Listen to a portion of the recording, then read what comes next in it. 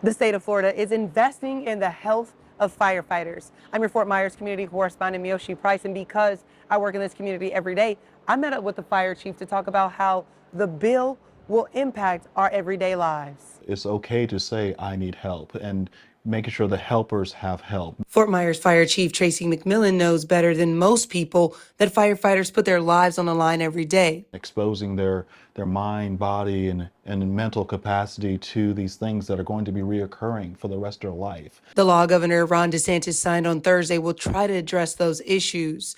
It orders departments to buy gear that's free of hazardous chemicals. It also says they have to monitor mental health impacts, including suicide risk for firefighters, and establish preventative protocols. So when you actually call 911, my understanding is that most people have this belief that this person is going to be coming to you and going to do everything they can to rectify and change your situation for the best outcome. And sometimes is not as good as it can be because the person may not be in the right space. Chief McMillan says the new laws aligns with existing mental health initiatives in Fort Myers. We have some great, CISM, which is critical incident stress management teams, good peer teams, and we actually are expounding upon all those areas of mental health on a daily basis. He says his department hasn't had many suicides, but the numbers nationally are alarming. Because we have so many things in place, but on a national level, or just in the state of Florida, I think there's about 2,000 firefighters that have committed suicide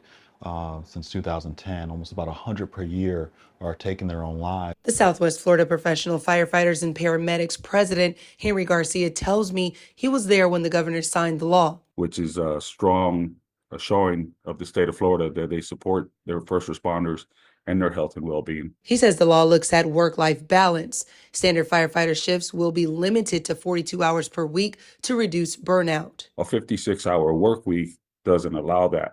And then if you pick up just one shift of overtime, you're working 80 hours in a week. So that's a lot of time away from home. They both believe the new law will make firefighters better prepared for their daily challenges. Well-rested firefighter, paramedic, or EMT, they're going to make better decisions on a fire ground. In Fort Myers, Miyoshi Price.